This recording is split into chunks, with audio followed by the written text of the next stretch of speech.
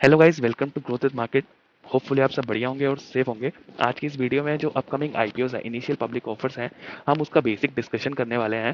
ठीक है, जिससे आपको हेल्प होगा कि इस आईपीओस में जो अपकमिंग आईपीओस है उनमें इन्वेस्ट करना सही रहेगा या नहीं रहेगा। ठीक है, अपना आईपीओ में इन्वेस्ट करने का डिसीजन तभी लीजिएगा जब आपने रेड हेरिंग प्रोस्पेक्टस अच्छे से रीड किया हो। ठीक है, रेड हेरिंग प्रोस्पेक्टस जो कि कंपनी का एक तरह से प्रोफाइल है, उसमें कंपनी की विजन्स, प्रोडक्ट और मतलब जिस प्रोडक्ट्स में डील करती है, सर्विसेज में डील करती है, फाइनेंशियल स्टेटमेंट कैसे है, qualitative details, quantitative details, management में कौन कौन है, ये सब डिटेल्स बहुत ज़्यादा प्रोवाइड की जाती है। तो उन सबको रीड करने के बाद ही अपना इन्वेस्टमेंट डिसीजन लेना।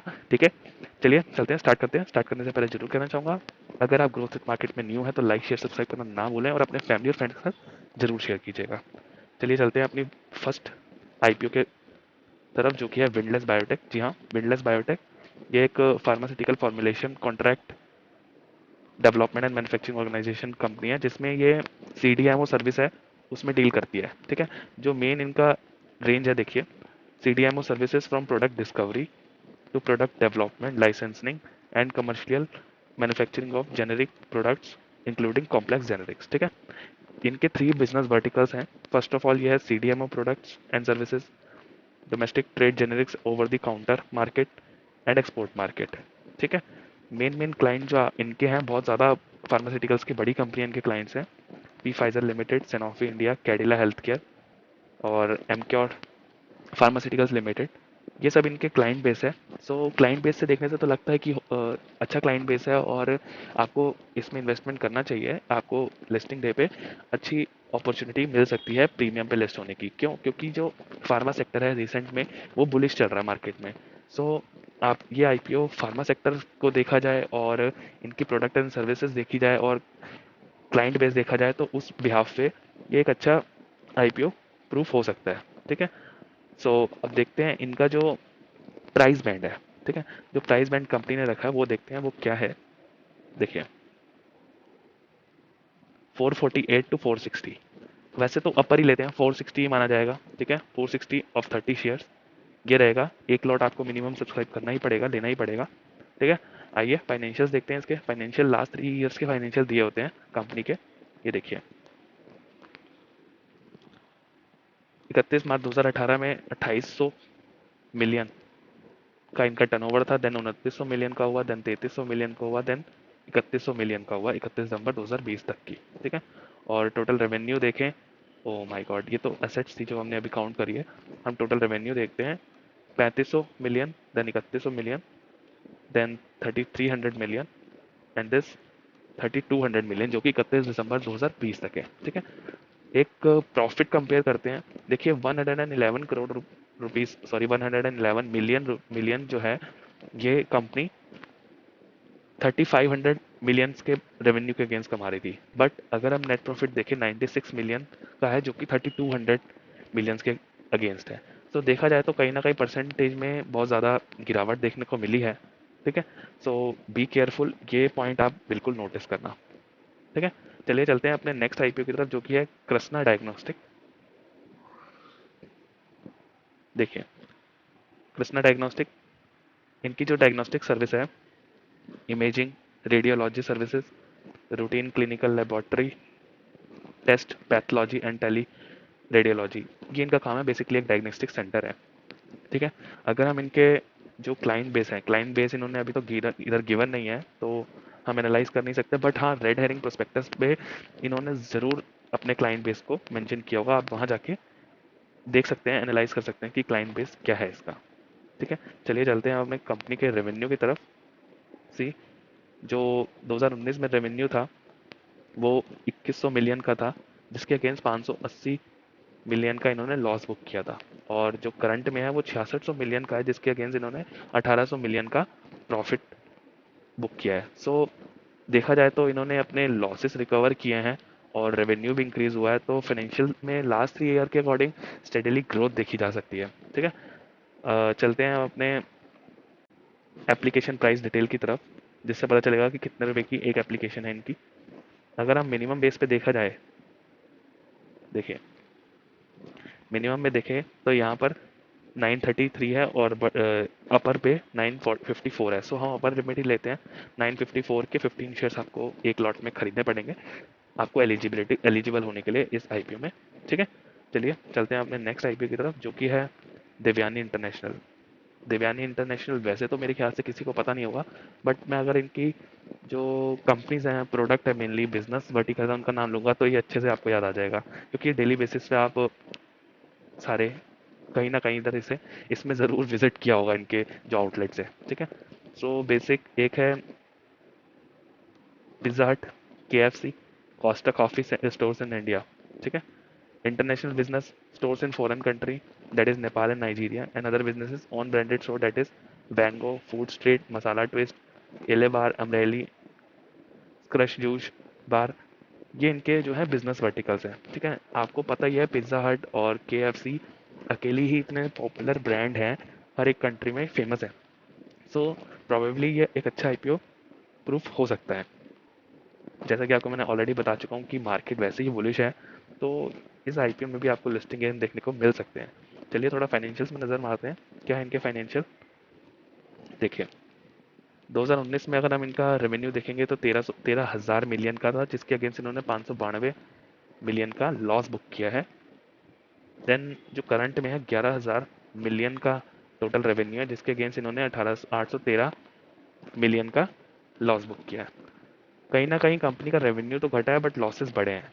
ठीक है, तो ये चिंता की बात है। फाइनेंशियल्स के अकॉर्डिंग तो ये आईपीओ में इन्वेस्ट करना थोड़ा रिस्की है, बट अगर आप फ्यूचर पर्सपेक्टिव से देख सकते हो कि फ्यूचर में ये आईपीओ अच्छा प्रूफ हो सकता है आपके लिए, अगर आप बिलीव करते हो इनके प्रोडक्ट्स में। ठीक है, चलिए इनका प्राइस बैंड देखते हैं, कितना प्राइस बैंड रखा है कंपनी ने। ये देखिए 86 टू 90 पर इक्विटी शेयर। वैसे तो ये प्राइस बैंड है बट हम मेनली अपर वाला लेते हैं, सो 90 रुपीज़ पर इक्विटी शेयर ऑफ 165 शेयर्स आपको लेने पड़ेंगे। ठीक है, चलिए चलते हैं अपने नेक्स्ट आईपीओ की तरफ, जो कि है एक्सारो टाइल्स। एक्सारो टाइल्स नाम से ही पता लग गया होगा, टाइल्स मैन्युफैक्चरिंग कंपनी है। ठीक है, चलिए रीड करते हैं। Exxaro tiles is engage in the manufacturing and marketing activities of vitrified tiles. ठीक है, अब इनके देखते हैं प्रोडक्ट पोर्टफोलियो में कंसिस्ट है 1000+ different design of tiles in 6 sizes. 1000+ products हैं इनके, एक प्रोडक्ट में 1000+ हैं। ठीक है, इनका एक्सपोर्ट्स कहाँ कहाँ होता है, Poland, Bosnia, USA and other country, यानी कि इनका जो एक्सपोर्ट का बिजनेस है वो भी अच्छा है और प्रोडक्ट तो काफ़ी ज़्यादा है। सो होपफुली ये आपके लिए अच्छा आईपीओ प्रूफ हो सकता है। एक बार फाइनेंशियल्स में नज़र मारते हैं, देखते हैं क्या फाइनेंशियल्स के अकॉर्डिंग आपको इसमें इन्वेस्ट करना है या नहीं करना है। देखिए 2400 मिलियन का टर्नओवर था, जिसके अगेंस्ट 89 मिलियन का इनका प्रॉफिट था, अगेंस्ट 2400 मिलियन और 112 मिलियन। एक चीज़ आपने नोटिस करी, सेम रेवेन्यू है बट जो प्रॉफिट है 112 हो गया है, जिससे आप पता लगा सकते हैं कि जो नेट प्रॉफिट अर्निंग है वो टर्नओवर सेम रहते हुए भी इंक्रीज हुई है। सो ये एक गुड पॉइंट है। देखिए 2500 मिलियन का इनका टर्नओवर है, जिसके अगेंस्ट 152 मिलियन का नेट प्रॉफिट है। सो कंपनी का रेवेन्यू ग्रो कर रहा है और नेट प्रॉफिट भी अच्छा बुक कर रहा है, और जो एक रेवेन्यू से प्रॉफिट निकालने की जो रेशियो होती है वो भी अच्छी है, यानी कि नेट प्रॉफिट रेशियो इनकी अच्छी है। चलिए चलते हैं, देखते हैं इनका जो प्राइस बैंड है वो क्या रखा है कंपनी ने। देखिए 180 टू 120, यानी कि 120 रुपये का अपर बैंड पे शेयर लेना पड़ेगा, वो भी 120 शेयर्स आपको एटलीस्ट लेने ही पड़ेंगे। ठीक है, सो गाइज आने वाले जो 4 आईपीओ है वो मैंने कवर कर दिए हैं। एक बात ध्यान रखना, ये चारों के चारों आईपीओ 4 अगस्त से लेकर 6 अगस्त तक लिस्ट होंगे। आपको इसमें एप्लीकेशन फाइल करनी पड़ेगी। ठीक है, जिसमें आपको अपने फंड्स मैंडेट करने पड़ेंगे, यानी कि ब्लॉक करने पड़ेंगे। चलिए ये 4 अपकमिंग आईपीओ की बात तो हो गई, अब देखते हैं जो 2 आईपीओ रिसेंटली में गए हैं। ठीक है, that is Glenmark and Rolex. First of all Glenmark देखते हैं। ठीक है, देखिए Glenmark science leading manufacturer of active pharmaceutical ingredients and company develops manufacture and supplies high quality APIs for cardiovascular diseases, central nervous system diseases. ठीक है, सो इनका जो प्रोडक्ट सेगमेंट है, इनका जो ग्लैनमार्क लाइफ साइंस का प्रोडक्ट सेगमेंट है वो अच्छा खासा है। मेनली ये रिसर्च एंड डेवलपमेंट में ज़्यादा फोकस करते हैं। ठीक है, और नए प्रोडक्ट अपने रिसर्च से निकालते हैं। फार्मास्यूटिकल्स का यही रहता है, लाइफ साइंसेस का भी। सो इनका जो फिनेंशियल्स है, मैं फाइनेंशियल्स आपको दिखाता हूँ। ये देखिए 8800 मिलियंस के अगेंस्ट 1900 मिलियंस का नेट प्रॉफिट है। 15,000 मिलियंस के अगेंस्ट 3100 मिलियन का नेट प्रॉफिट है। 18,000 मिलियंस के अगेंस्ट 3500 मिलियन का नेट प्रॉफिट है। कहीं ना कहीं लास्ट 3 ईयर से इनका नेट प्रॉफिट भी इंक्रीज कर रहा है और सेल्स तो इंक्रीज कर रही है, जो कि एक गुड पॉइंट है। और डेफिनेटली आपको इस आईपीओ में अप्लाई करना चाहिए था। ठीक है, मैं आपको शो करता हूँ कि कितनी एप्लीकेशन रिसीव हुई हैं against the application of company. ठीक है, सो देखिए, कंपनी ने जो एप्लीकेशन मतलब आईपीओ लॉन्च किया था उसके अगेंस्ट 44 टाइम्स यहाँ पर एप्लीकेशन रिसीव हुई है। 36 times Q I B section में, और एन डबल आई सेक्शन में 122 times, R I I section में 14 टाइम्स। ठीक है, अच्छा रिस्पॉन्स आया है और लोगों ने अच्छा इसमें इन्वेस्ट भी किया है। होपफुली ये बहुत ज़्यादा अच्छे लिस्टिंग गेन दे सकता है। अगर हम जीएमपी की बात करें तो जीएमपी इसका अच्छा नहीं चल रहा, बट जीएमपी पर फोकस ना करके हम फंडामेंटल पे फोकस करेंगे तो वो ज़्यादा अच्छा रहेगा। इसकी कंपनी के फंडामेंटल्स अच्छे हैं तो इसमें इन्वेस्ट करना बेटर है। चलिए रोलेक्स रिंग्स में चलते हैं, जो हमारा 29 जुलाई को क्लोज हुआ है रिसेंट में। मेनली एक ये बेयरिंग कंपनी है, बेयरिंग।